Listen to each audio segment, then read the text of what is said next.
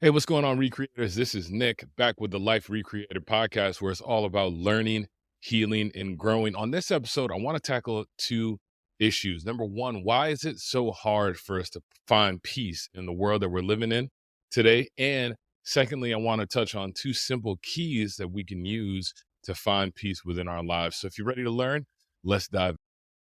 Like I mentioned, we are going to be diving into why it's so hard for us to find peace in the world today. And we're going to also be looking at the two simple keys we can use to really find peace. But I want to start with my own personal story with this dilemma, with this issue within my own life. And so when I think back on my struggle with finding peace, I realized that for a lot of my years, a lot of my life, I have wrestled with this inner anxiety, this inner kind of frustration and kind of turmoil. And I think a lot of us, we deal with this. I just realized that for a long time, I didn't recognize or even realize what it was. There was always this, felt like to me, under the surface, there was always this tension that I struggled with within my own life when it came to relationships, when it came to my career choices, when it came to pursuing different goals, whether it came when it came to just anything across the board. When it came to my life, I recognized that there was this tension that was always there underneath the surface. And I don't know, it's really hard to pinpoint maybe a lot of times where some of those things come from or why we start dealing with those type of tensions in our life. But I know for me, looking back on my childhood, looking back on the things that I experienced growing up, looking back on just different events, different stages of my life, I recognize that over time, without being able to check this tension, it was just something that was always there under the surface. It caused a lot of things like different physical ailments, heartburn, stomach issues. The list can go on when you look at what anxiety and that type of tension that's under the surface can cause within our lives. But at a certain point, especially last year, I recognized that there was a need for me to really try and figure out how to change this relationship that I had with this type of tension, this type of anxiety in my life, and really figure out a way to find peace within my life, right? To really just be at ease within my life. If you think about our lives and just on a day-to-day basis, there's a lot of us that, man, we would just love to just be at a good place where we can find peace, where we can be at ease with our circumstances, where we could be at ease with ourselves, where we could be at ease with others and relationships, and we could be at ease with just life, goals, things that we're trying to pursue. We could just be at ease. Not saying that they're not going to be hard, not saying that there's not going to be difficulties and challenges. This is part of life. We're going to have those difficulties. We're going to face those challenges. But for me, last year, I really got to the point where I said, you know what? I know that these challenges are going to be there in my life. I know I'm going to have to face them. I know there's things that I'm going to have to go through. But at the same time, I also know and I understand that I can have those things in life. I can have those challenges to face, but still be at ease with who I am as a man and who I am with what I'm trying to pursue in life and the things that I'm trying to move forward to. So I really started thinking about this issue of peace and really starting to dissect some of the dilemma that we can face and some of the dilemma I know myself that I personally face when it came to really finding that peace within myself. And so the first thing I want to dive into, like I mentioned, is I want to talk about why it's so hard for us to find peace within our world. And I really think that there's three main, I call them thieves, right? I call them thieves of peace. These are the things that a lot of us can face on a day-to-day basis. And these thieves, their whole intent, their whole purpose really is to rob us of our peace, right? It's meant to rob us of being at a place of ease within our lives. And so the first one that I really pinpointed was worrying about the opinions of other people, worrying about the opinions of other people. For me, this was such a huge thing that I had to get over within my life.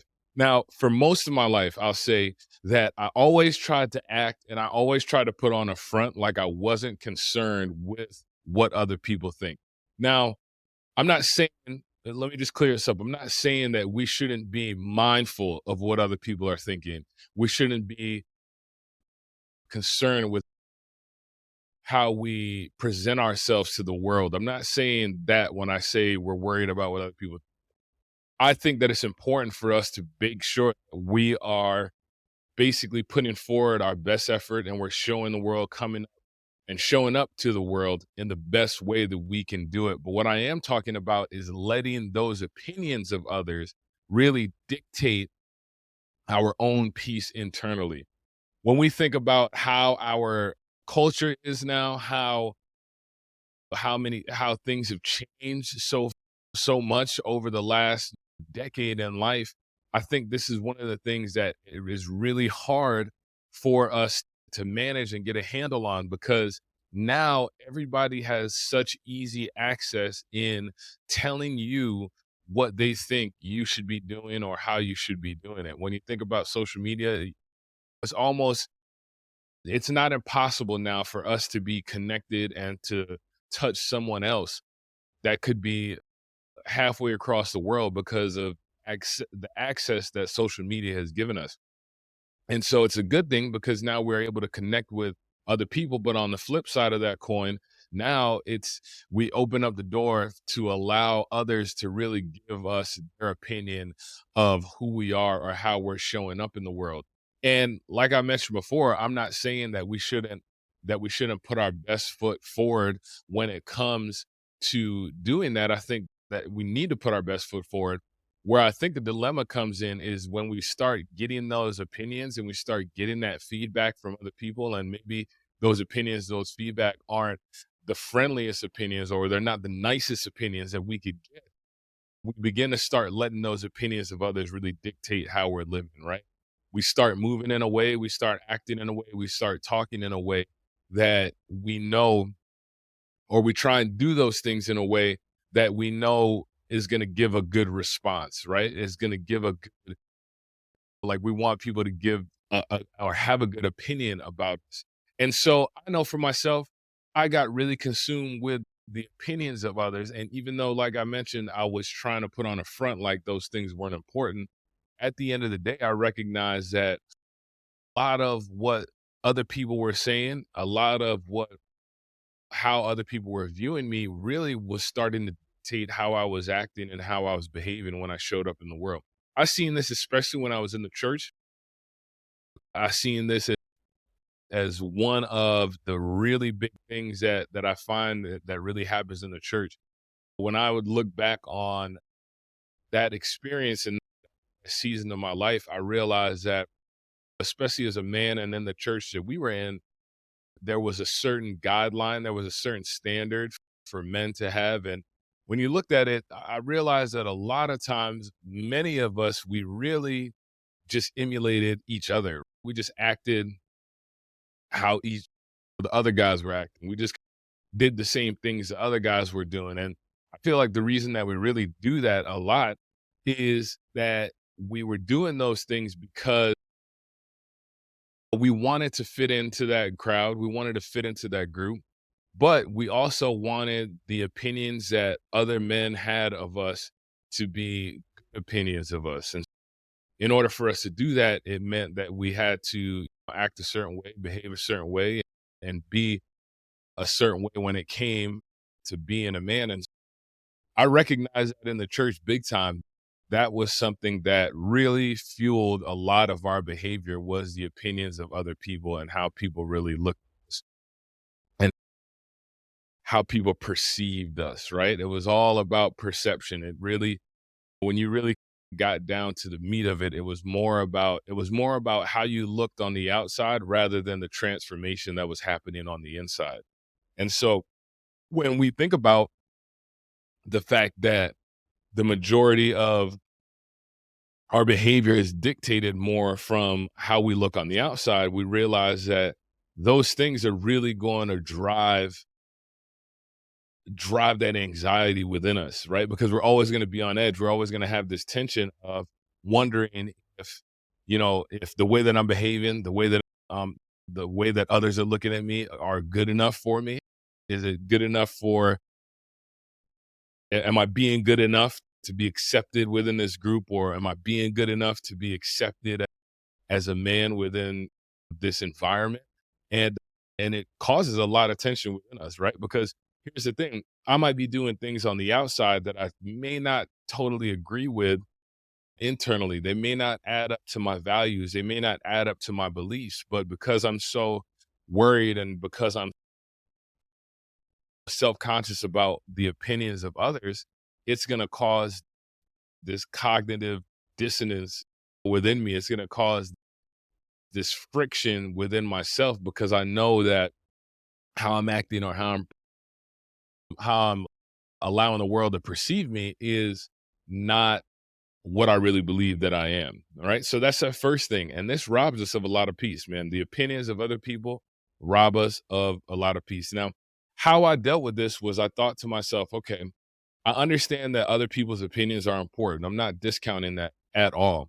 But I also understand at the same time, that's just their opinion. Doesn't necessarily mean that's who I am. It doesn't necessarily mean that their opinion of me is fact. It doesn't necessarily mean that their opinion of me is truth. It's simply their opinion. It's simply what they believe and how they're perceiving me in this world. And that's okay because we're all entitled to our opinions. We're all entitled to think a certain way. We're all entitled to look at things in the way that we see best for our framework and our mindset. And so that's okay. When I realized that, hey, people are allowed to have their opinions, it's just that their opinions are not going to dictate how I'm behave and how I'm going to live my life. That's when that major shift began to start happening and really began to put me at peace with myself because now it wasn't really the way that I was acting, the way that I was behaving, the things that I would say or do, they weren't dependent anymore on the opinions of others. They were more dependent on what aligned with my values and my beliefs internally. And so that's that main shift. That's a thief of our peace, right? Worrying about the opinions of others. So the second thief of our peace, when you sit down and you think about it, is the issue of carrying burdens that are not meant to be ours. Carrying burdens that are not meant to be ours. This was a huge thing for me. One of my love languages, when I don't know if you ever read the book by Gary Chapman on the 5 love languages, it talks about how we express our love and how we show others our love. And for me, mine is acts of service, right? I'm very hands-on. I really like to do things. I really like to put action into how I am showing up and how I'm loving someone. And so where I realize the difficulty with that can be is that a lot of times I would take up things or I would volunteer myself to do things that really weren't necessarily my job or my responsibility to do. And so here I was thinking that I'm showing someone love or I'm expressing my love to them by doing these things, but at the same time, those things were causing a burden and then they were leading to resentment that I would start having for these people that I'm doing things for. It'd be this resentment of, okay, I'm trying to help, especially when you're not getting the feedback, or especially when you're not getting the response that you're hoping to get from that other individual. You start getting bitter and you start getting resentful because you feel like in your mind you're doing all these things and you're trying to help carry this load, but maybe it's not your load to really carry. So I recognize, especially I see this happen. I see this happening. I see this happening a lot of times. Sometimes it can happen in parenting, right? We're taking up burdens for our children that we may not really necessarily need to take up. That might be for them to really try and figure out rather than me always having to try and figure it out. And so that was a huge lesson for me to learn, was that there were things that I was trying to carry. There were burdens that I was trying to walk around with that were not mine to be carrying. And that, in essence, caused all this tension internally.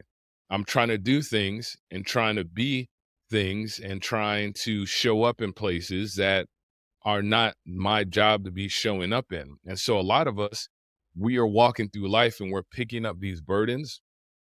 We're walking with these burdens of other people's traumas. We're taking on ourselves and we're trying to help, trying to walk through life with these people, taking up their burdens and walking with their burdens, not realizing that all those burdens that are not ours to be walking around with are causing all this internal frustration.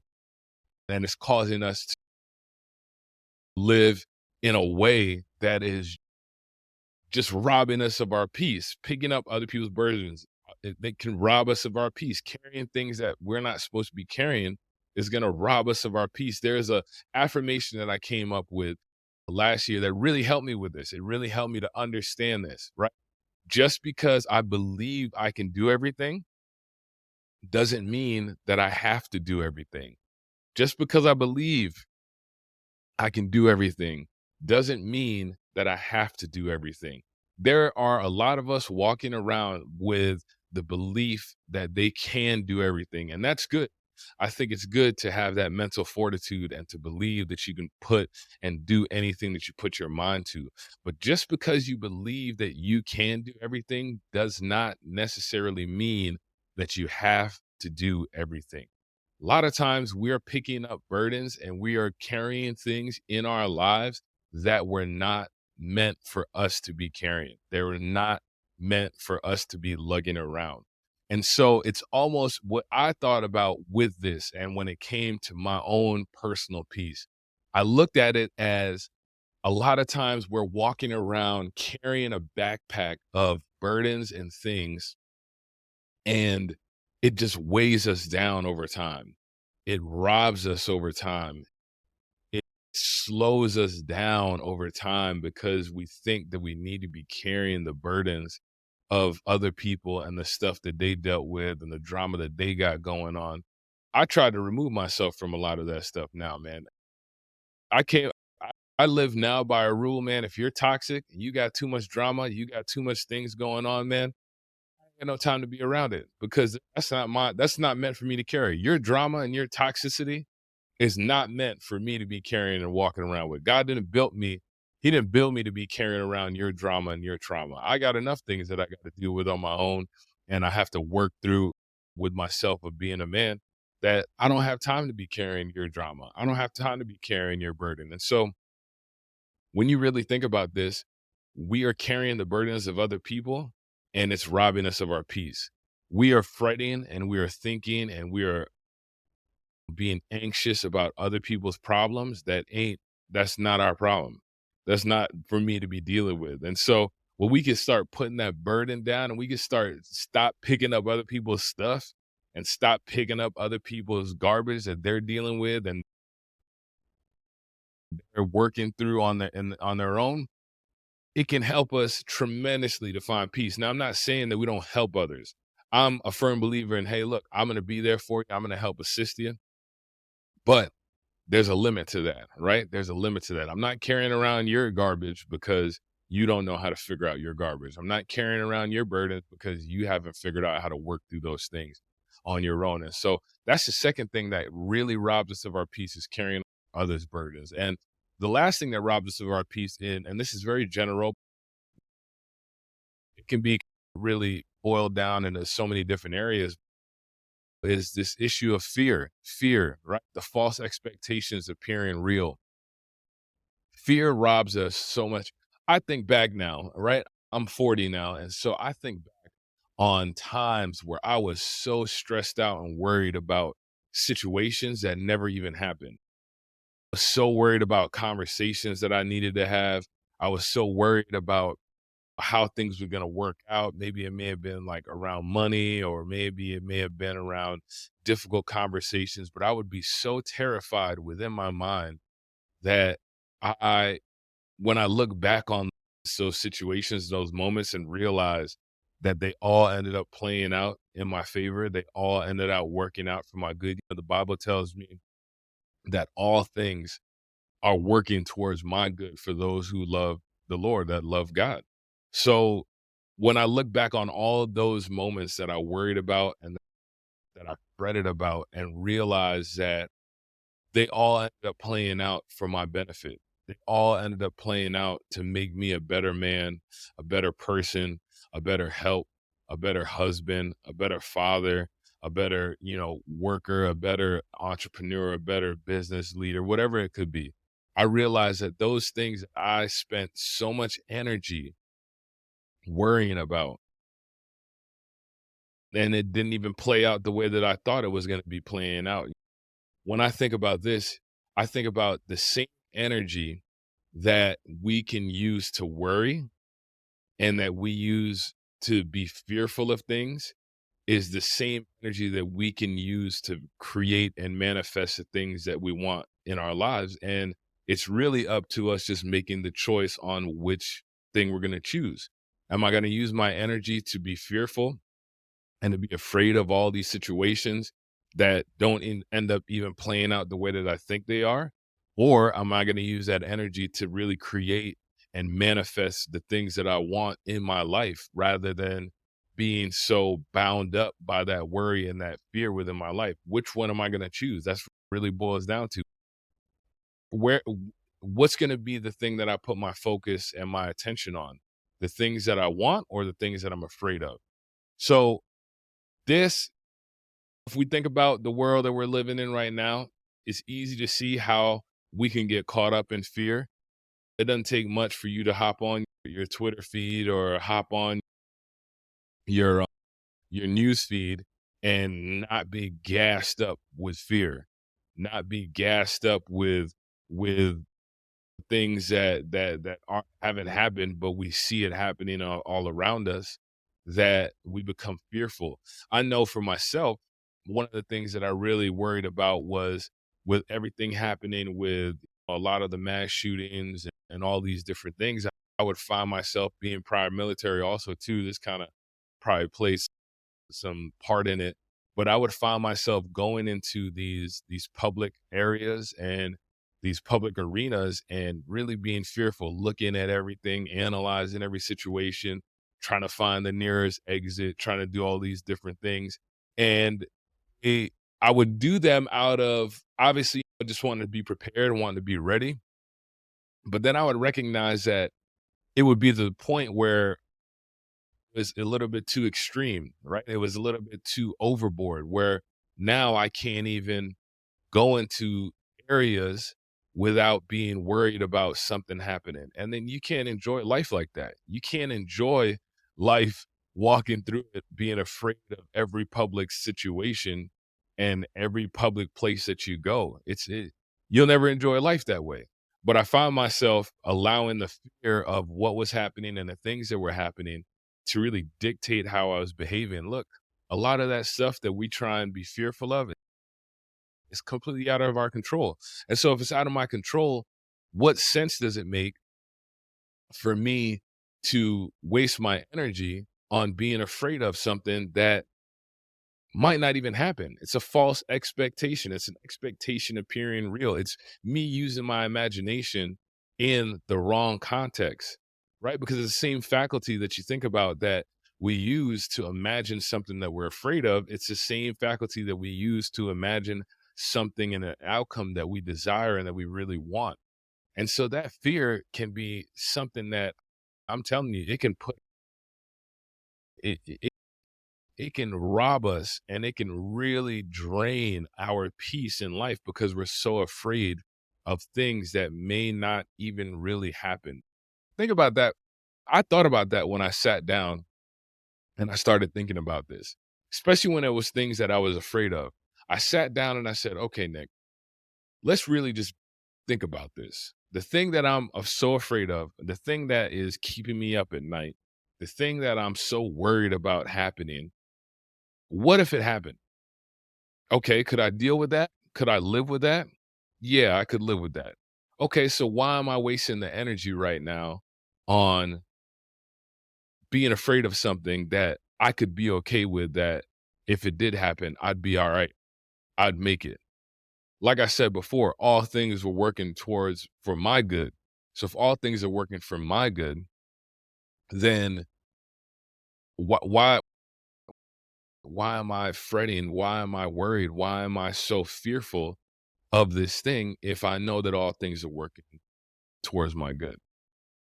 And so that helped me out tremendously because I realized, look, if there's something that I'm extremely afraid of and something that I don't know how to handle or I'm worried about the outcome, if I just leave it alone, if I just take my energy and put it towards imagining an outcome that I do desire,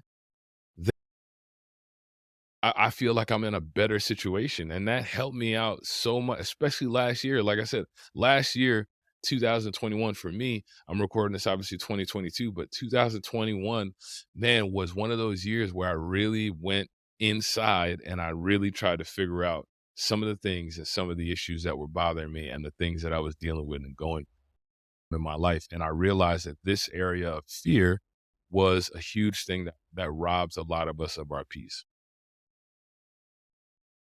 So moving forward, let's talk about two simple keys that I believe can can help us, help you and I with peace within our lives. And it's in the Bible. The Bible, I know a lot of people may not be religious, they may not think about it that way.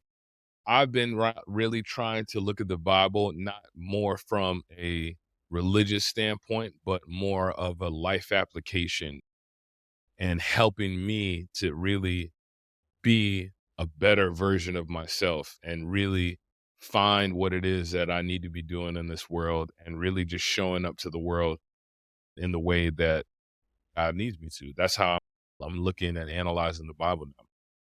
So Philippians 4, it talks about, it gives us the keys, right? Paul in the in Philippians, he's writing to them and he says, hey, there's a simple these simple keys, there's two simple keys that if you use these keys, it'll help you to obtain a peace that goes beyond all understanding.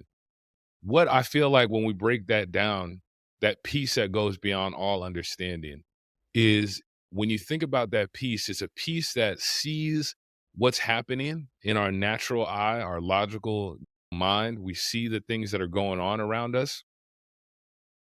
But even though we see the things that are happening on the outside, we have a deeper sense of calmness, stillness, that when we look at everything that is going on around us, we should be in chaos.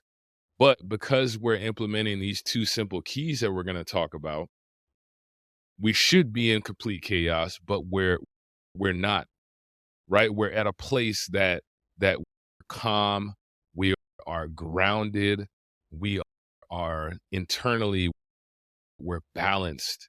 That's what I think about with that peace that goes beyond understanding. It's a peace that says, hey, I know that this situation is supposed to make me scared, afraid, worried about the opinions of other.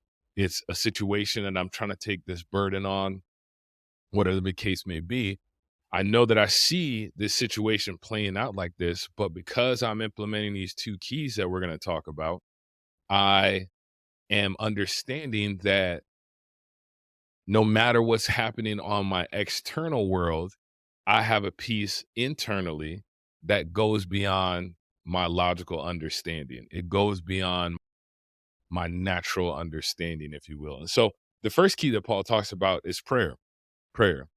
It's prayer. When we think about prayer, I remember growing up and thinking about prayer as always being this this process that had to be complicated. It had to be drawn out. It had to be on your knees. It had to be at a certain time. It had to be, there were so many different stipulations I felt that the religion puts on prayer. And when I look at and I think about prayer, when I look throughout the Bible, I realize that prayer is simply us just communicating with God, whatever way that may look like, whatever way that may look like that works for me. I remember being in a church where they would say, hey, if you're praying inside of your mind and it's not out loud and you're not using your words and you're not praying in tongues, then you're not praying correctly. how can we put a limit on how we communicate with God? If God isn't infinite, if we believe that God is infinite and we believe that there is no boundaries on his character and who he is, and there's no boundaries on how we can communicate with him, then prayer to me just simply says that we just need to be talking to God about everything. So when something comes up that I'm worried about, that I might be fearful about, and I see it creeping in and trying to rob me of my peace, my first response should be to pray about it. That may not be being on my knees. That may not be going inside of a prayer closet and doing X, Y, and Z and all these stipulations that many of us growing up to think that we need to do. It may just be a simple word. It may be, God, help me. It may be, I don't understand how to do this. Give me some wisdom on understanding it. Give me some direction on how to understand it. I don't understand what to do in this relationship. God, reveal to me a better way to deal with this. Help me. You think about it. When we pray and we ask for these things, God will always give us an answer. He'll always give us an answer. The Bible tells us that. When we're looking for it, we're always going to get an answer to the direction and the things that we seek. Now, we may always get an answer. It doesn't mean that we're always going to be paying attention and understanding that that's the answer for the thing that we may be praying for. But I believe that we are always going to get an answer. And so Paul tells us, he says, our first key to finding peace is really prayer, praying about everything, sending up everything, talking to God about everything. If something's bothering me, if something's stressing me out, if something is making me worried, if I'm worried about what this other person says, or if I'm worried about how am I going to handle this or how am I going to deal with this, Paul says, just pray about it. Just lift it up in prayer. You don't have to be any drawn out, crazy, going through all these motions of prayer. And yeah, I don't, I'm to the point, and maybe it could just be my personality. Maybe it could just be the way that I'm built and the way that I think all the rah rah and the hooting and hollering and everything. It can be good if that's the way that you feel like that's the way you need to communicate it.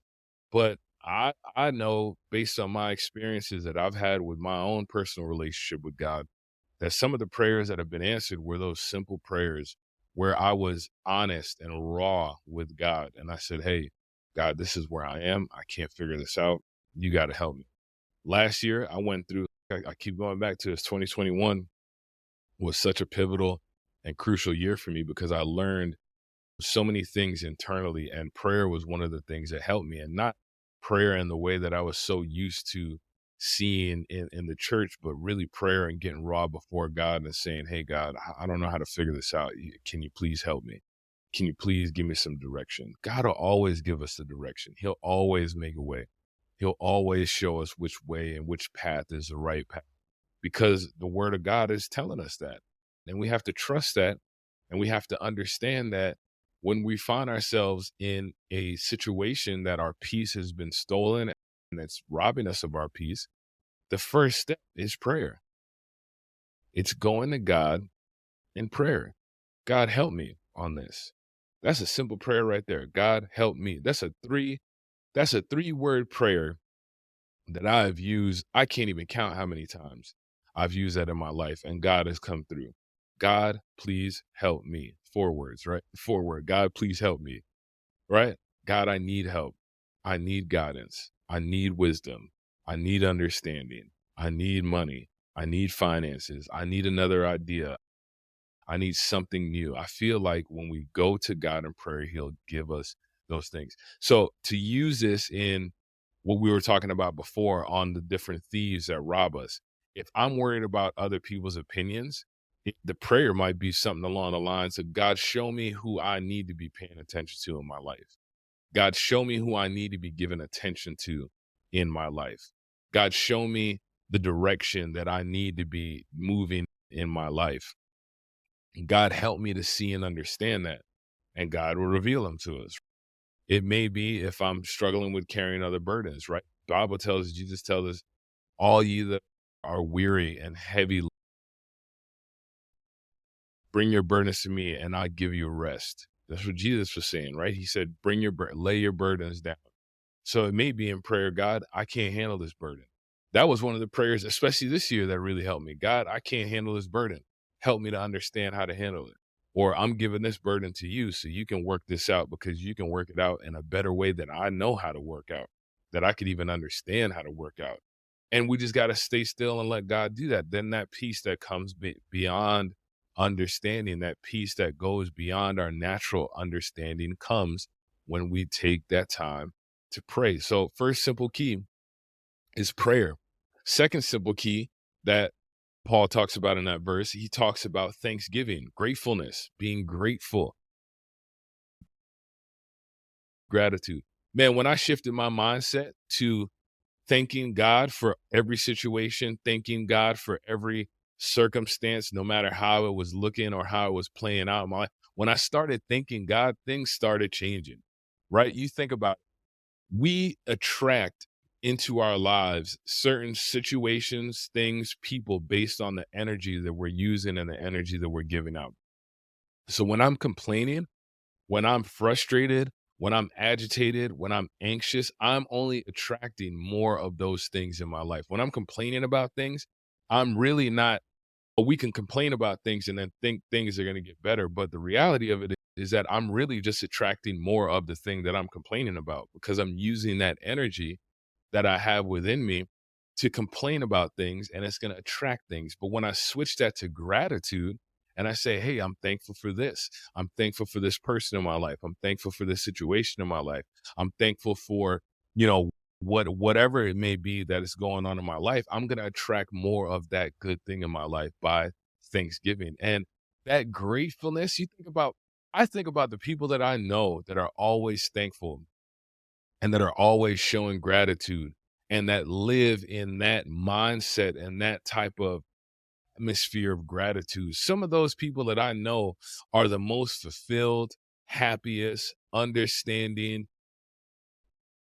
They just, things are just working in their favor. And it seems like things just end up working out a lot better in their favor, because rather than them always complaining about how things are going, they are thankful for how things are going. And therefore, it brings more good things to be thankful for in their lives. It's a simple mindset shift, right? It's a simple mindset shift that says, instead of me complaining about how things are, how people are, how life is, how the world is, switching my mindset to say, I'm thankful for how things are going, how the world is, how it just, when you shift to that mindset of gratitude, I guarantee you things will begin to change in your life. When I switched to that mindset of just being grateful for how things were going, being grateful for where I'm at in this time in life, wherever it may be, it opened up so many opportunities in my mind and within me to really understand the peace of God. When I went through it last year, 2021, man, and I was getting slammed upside the head mentally, physically, all those different things. When I switched to saying, you know what, I'm glad I went through that. I'm glad I experienced that, because now I know what it feels like to be in those dark places.